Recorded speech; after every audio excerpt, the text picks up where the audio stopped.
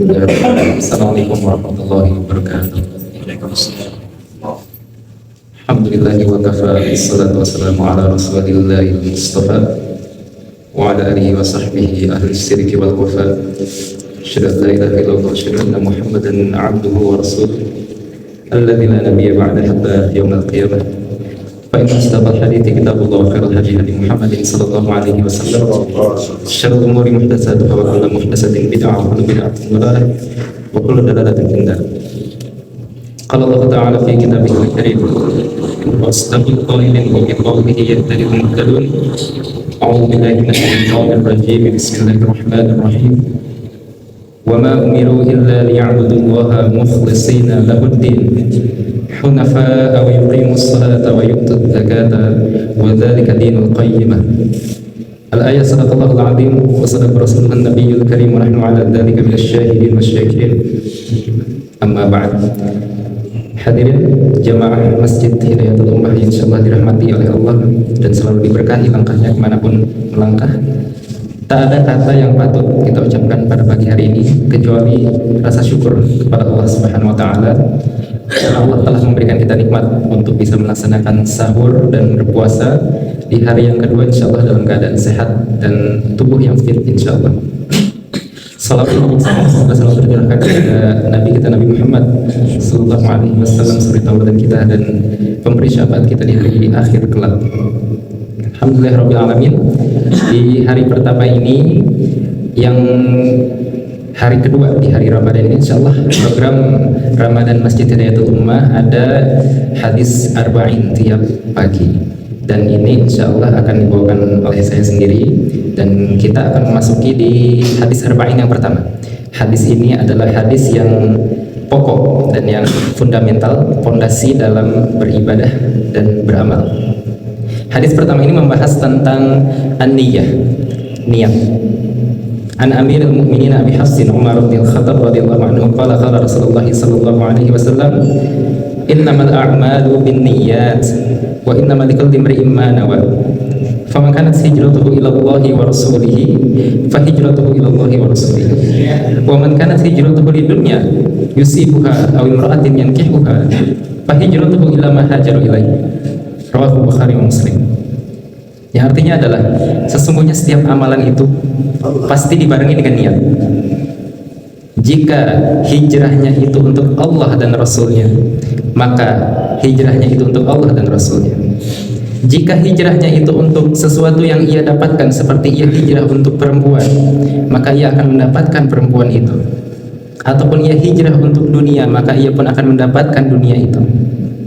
Fahijratuhu ila ma hajara ilaihi. Maka setiap hijrah yang kita niatkan itu akan kita dapatkan sesuai dengan apa yang kita niatkan di dalam hati. Kata ulama, al-mufarriq bainal 'adah wal ibadah. Niat itu adalah pembeda antara ibadah dan kebiasaan. Kalau dikasih contoh ketika kita berpuasa, ada orang yang memang terbiasa untuk menahan makan dan minum mungkin karena mereka tidak punya kecukupan untuk membeli makan, dan juga ada orang yang memang menahan makan dan minum dari pagi sampai menjelang maghrib itu untuk niat puasa. Dan dari situlah niat berperan. Niat berperan untuk membedakan antara orang yang memang melakukan ibadah puasa dan antara orang yang hanya melakukan kebiasaan saja. Di dalam kitab Jami'ul Muslim disebutkan hadis ini adalah hadis yang memang asul. Asul itu maksudnya pokok, yang memang asal usul dalam beribadah dan beramal.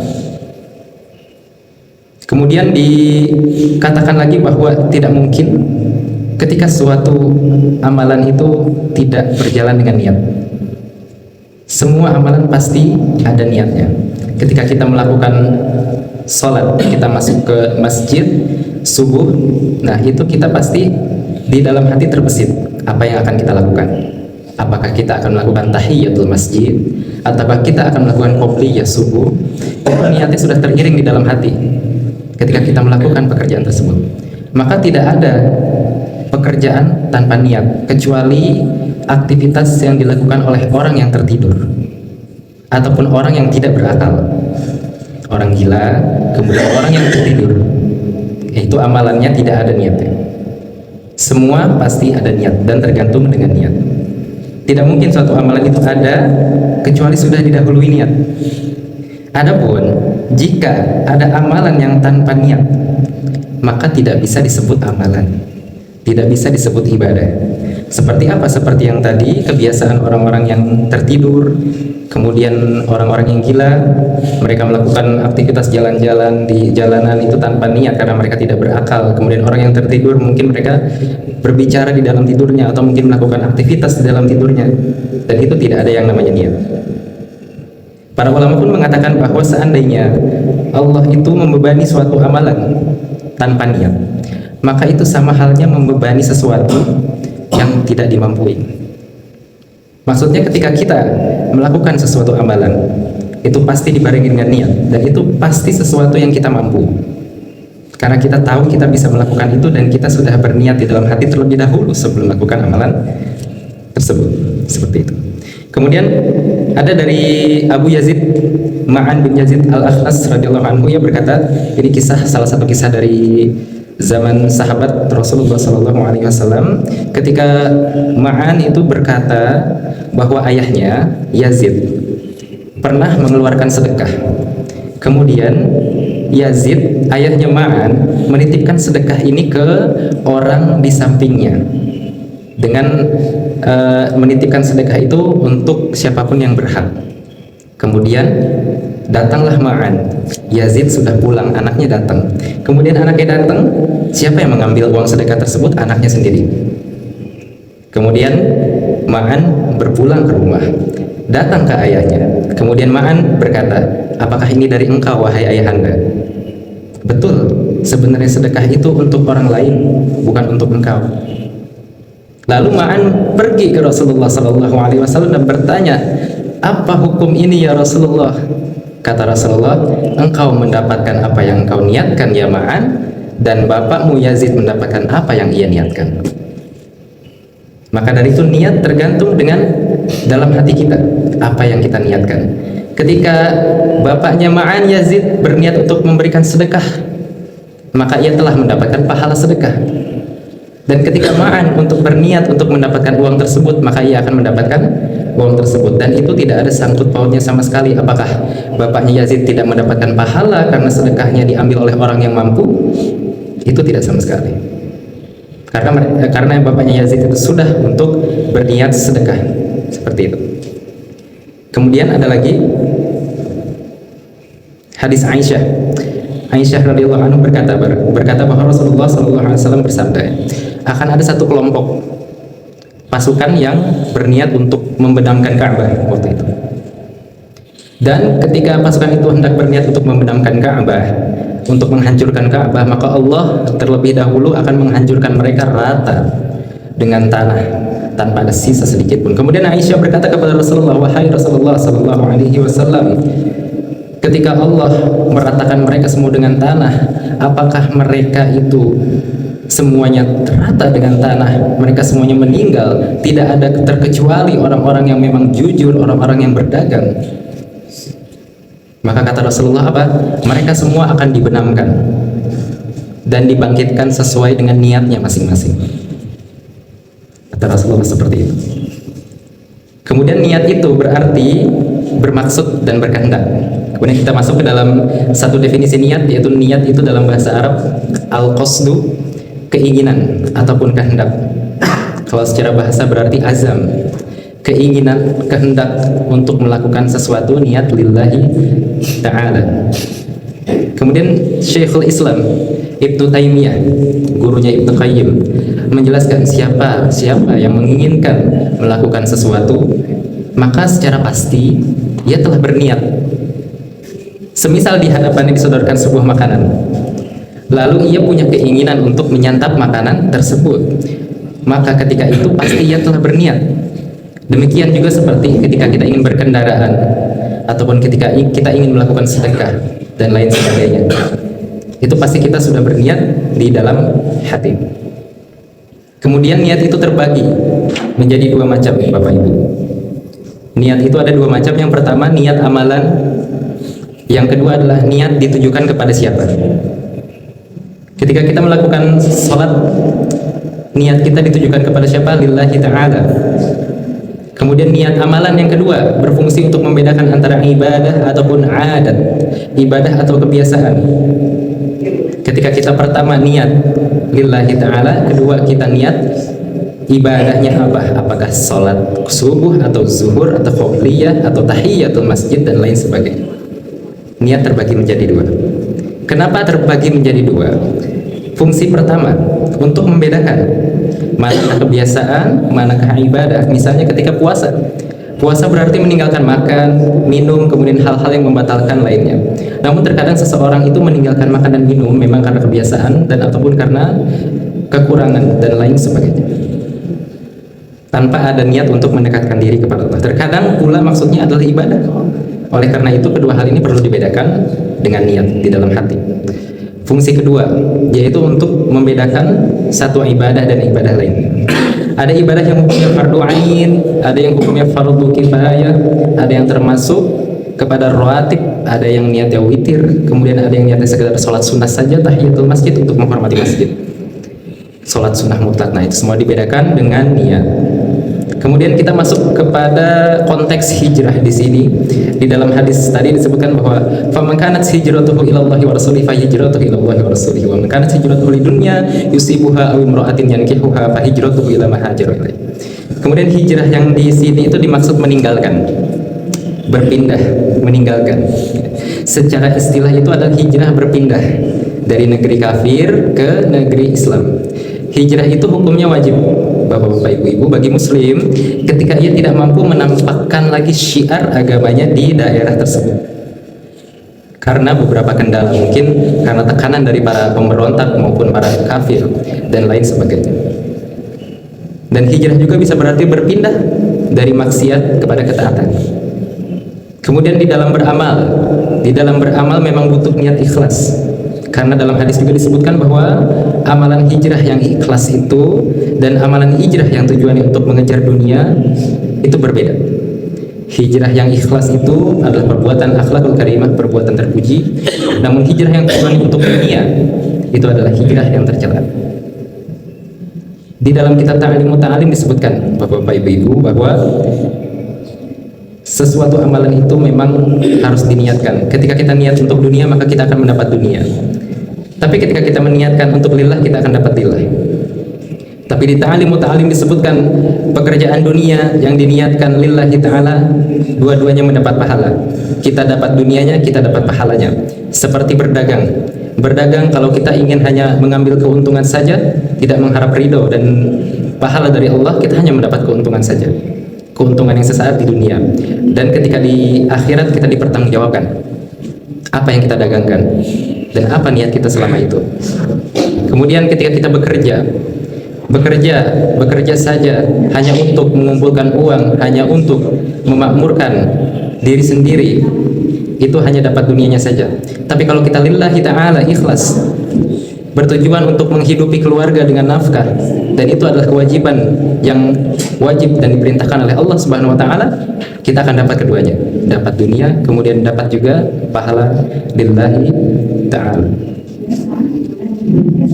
Kemudian bagaimana jika suatu amalan yang ikhlas itu tercampur riya? Nah, kemudian jika riya ada dalam ibadah, jika ibadah dan dari awalnya memang tidak ikhlas, maka ibadahnya tidak sah dan tidak diterima.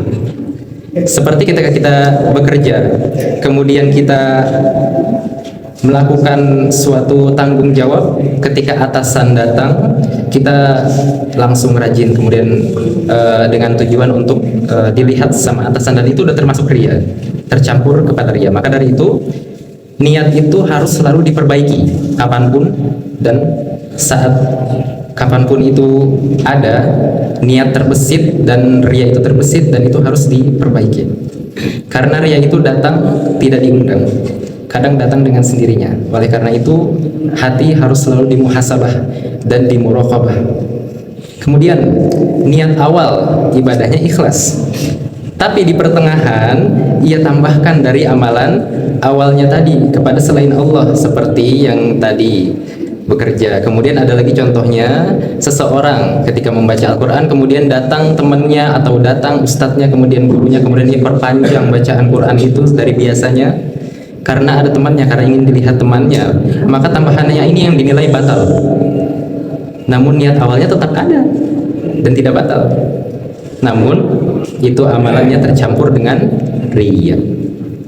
Jika niat awalnya sudah ikhlas, namun setelah itu ia lakukan ibadah, muncul pujian-pujian dari orang lain tanpa ia cari-cari, maka itu adalah berita gembira untuk orang mukmin. Tilka ajrul busyra lil mu'minin. Kemudian manusia diganjar bertingkat-tingkat sesuai dengan tingkatan niatnya. Ada yang sama-sama sholat namun ganjarannya berbeda.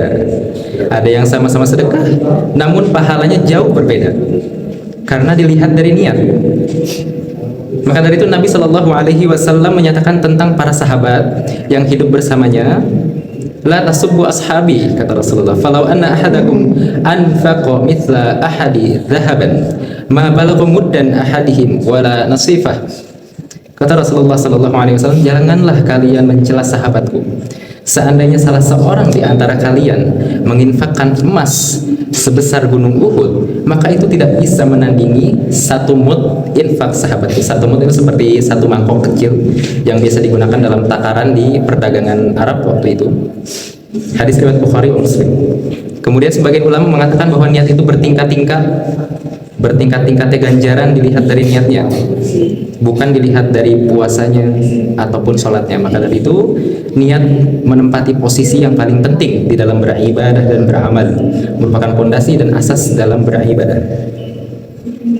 Kemudian amalan yang dilakukan sudah menjadi kebiasaan atau rutinitas, lalu amalan ini ditinggalkan karena ada uzur, maka orang seperti ini tetap mendapat pahala dari amalan dawamnya tersebut secara sempurna. Nabi Shallallahu Alaihi Wasallam berkata bahwa jika salah seorang sakit atau safar atau uzur, maka ia akan dicatat mendapat pahala seperti ketika ia dalam keadaan mukim, tidak bersafar, atau ketika sehat. Jadi ketika kita telah dawam melakukan sesuatu amalan yang baik, yang soleh, kemudian kita uzur karena sakit ataupun safar, maka itu tetap dicatat pahalanya oleh Allah Subhanahu wa taala. Hadis riwayat Bukhari nomor 2996. Kemudian dari Jabir radhiyallahu anhu, ia berkata, dalam satu peperangan, perang Tabuk, kami pernah bersama Nabi Shallallahu Alaihi Wasallam, lalu beliau bersabda bahwa sesungguhnya di Madinah ada beberapa orang yang tidak ikut melakukan perjalanan perang, juga tidak menyeberangi suatu tempat, juga tidak mengikuti aturan-aturan perang, namun mereka bersama kalian dalam pahala, kata Rasulullah Sallallahu Alaihi Wasallam. Padahal mereka tidak ikut berperang karena kedapatan uzur sakit, karena mereka telah dawam mengikuti perintah Rasul untuk berperang, kemudian mereka uzur dan mereka tetap dicatat pahalanya. Rawahul Muslim. Kemudian dalam lafaz lain pun disebutkan, illa syarikukum fil ajr, melainkan mereka yang terhalang sakit akan dicatat ikut serta bersama kalian dalam pahala, seperti mereka terbiasa melakukan amalan tersebut. Kemudian di terakhir, kaidah menggabungkan niat ibadah. Dalam kitab Qawaid Al-Muhimmah wal Fawaid Jammah, Syekh As-Sa'di rahimahullah mengatakan dalam kaidah yang ke-7, jika ada dua ibadah, jenisnya sama, kemudian cara pengerjaannya sama, maka sudah mencukupi bila hanya mengerjakan salah satunya. Seperti dalam contoh, cukup mengerjakan salah satu dari dua macam ibadah tadi. Menurut pendapat yang masyhur dalam mazhab Hambali, itu disyaratkan untuk meniatkan keduanya bersama-sama. Contoh, siapa yang memiliki hadas besar, kemudian dia juga memiliki hadas kecil, kemudian kita tidak perlu untuk mensucikan hadas kecil dulu, kemudian mensucikan hadas besar dulu. Cukup kita ambil mensucikan dengan hadas besarnya, maka hadas kecilnya pun akan terhapus. Seperti itu. Kemudian yang kedua, cukup dengan mengerjakan satu ibadah, maka ibadah yang lain pun gugur tanpa diniatkan. Contoh, jika seseorang memasuki masjid saat iqamat sudah dikumandangkan, maka gugur baginya tahiyatul masjid jika ia mengerjakan sholat jamaah. Kemudian jika orang yang sudah berumroh masuk Mekah, maka ia langsung melaksanakan tawaf umroh. Kemudian gugur baginya tawaf qudum. Kemudian jika seseorang mendapati imam sedang ruku, ia bertakbir untuk takbiratul ihram dan ia gugur takbir ruku menurut pendapat yang masyhur dalam madhab Hambali. Ibadah yang bisa dikodok, contoh salat zuhur, kemudian salat asar, sama-sama salat wajib, jumlah rakaatnya 4, tidak bisa dengan satu salat saja lalu mencukupi yang lain.